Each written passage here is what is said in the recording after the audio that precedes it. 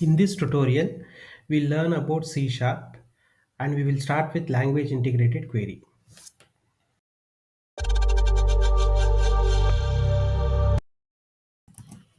So first we will do some setup and later we will take up some C Sharp basic operators.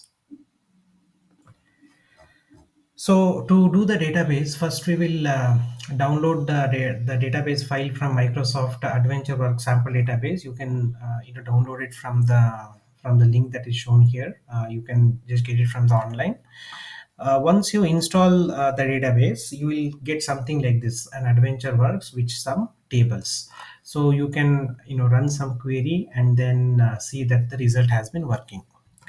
So next is we will try to create a application, Visual Studio application, so that we can use C Sharp to query the database. So to do that, we will use a Windows Form application, so which you can find from here, right? Windows Form application we will use, and then we will just use .NET 6 for now. Of course, it doesn't matter. You can always use any other version that you have. Okay, so here is where I will be adding my code to able to query from the database. So to do that, what we will do, we need to add some packages. So let's do that. So I'll go to unit packages,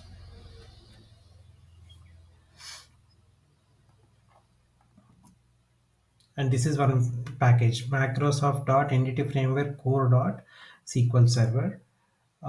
Since we are using .NET 6 version, I will take the one from the 6. You can choose anything that you want, the latest as well.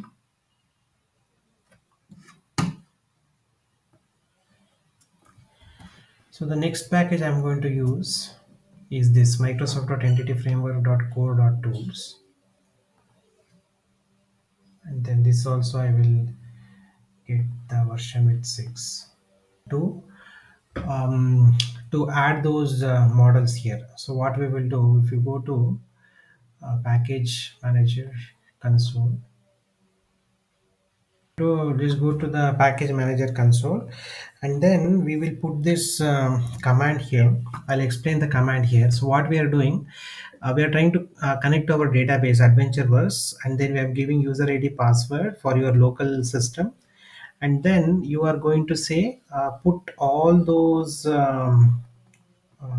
models in this file called in this folder called models, and then call it AdventureWorks DB context. So this is what I will be doing. So if you execute that,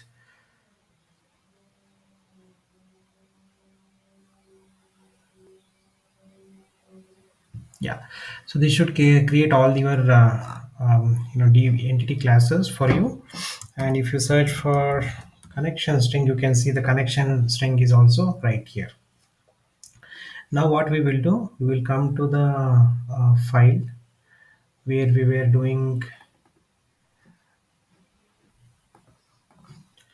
So in this file, we will add our DB context. So I will say private AdventureWorks DB context is equal to new AdventureWorks DB context, right? Just to keep it simple.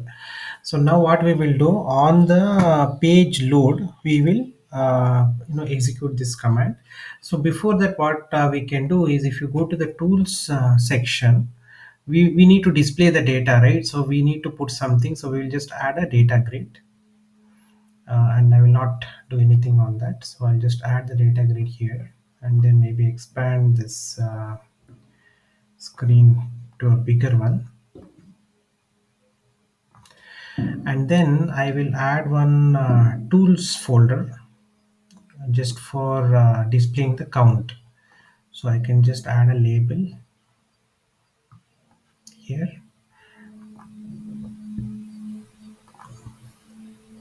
I'll add one more.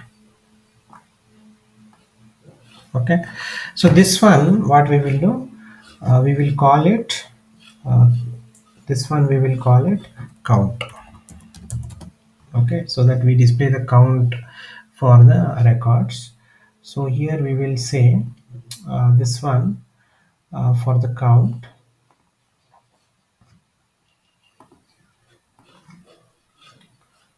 I'm going to call it count only, but the name I will going to change it to LBL count. Okay, so this is how I would show. So here we will display the count, and here we will display the our output. So next thing is we will just take in the form page load, we will define a variable where data is equal to this dot db context dot product dot to list. Okay, so I'm just defining this. Now we need to be able to put the count there, right? So we had that lbl count that we defined where we will display the count. Dot text is equal to data dot count dot string we will do, and then for the grid itself we added the data grid, right? So that will be called data grid one. Yeah, so dot data source is equal to data. So this is all I need to get this working. Okay, so now what we are doing here, we are just saying db context dot product is a table name dot to list. So now going back to the sql server, we will take, so we have two things here, right? So one is select star, and then we can also do select count star from production dot product. So this should give me the count. So this is give me 518, and then select star will give me the whole product. So if you see here, we are doing the same thing. Data is equal to, we are doing product dot to list, lbl dot text is equal to data dot count, which we will bind it to this form here on the count. And then we are putting whatever the output from our query, we are binding it to the data source of the data grid. So now if I just run this, so here is the output. So you can see we have a product name, product number, market flag, everything, make flag, and all the data that we got from the database. And then also we have we are displaying the count as well here. Now in our database, if you go here, we can do select star. So let's say I want, there's a list price here, so I want to find price of all the list price. So what I would do, select sum of list price and dot product. This is what I would do. And so this is something about it is coming about 221137.79. Now let's see how to get this in our code. So I will say where sum is equal to, okay, so we are going to say this dot db context dot product, okay, dot sum, and what is the column, we're going to say x goes to x dot list price, right?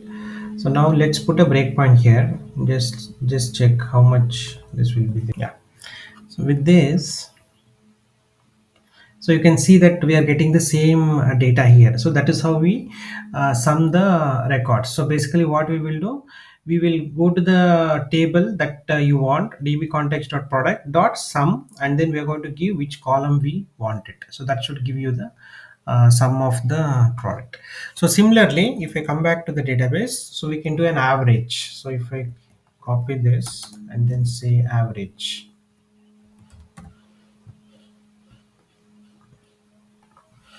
okay, so we're getting 426.2. 90969. So let's see how we do that here.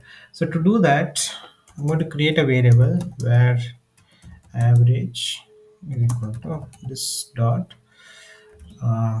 db context dot product dot average, and then I'm going to do this here, and then I'm going to put the breakpoint at the average.